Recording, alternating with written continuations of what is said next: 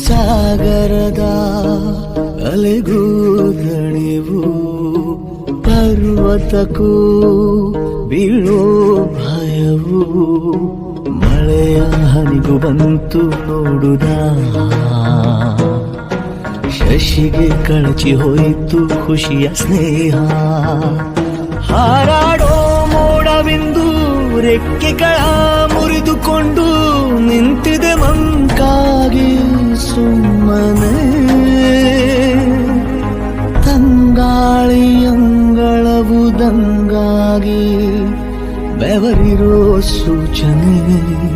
ಸಾಗರದ ಅಲೆಗೂ ದಣಿವು ಬೆಂಕಿ ಮಳೆಗೆ ಬಂದ ಮೇಲೆ ಹೂವು ಹೇಗೆ ತಾನೆ ಕಾಣ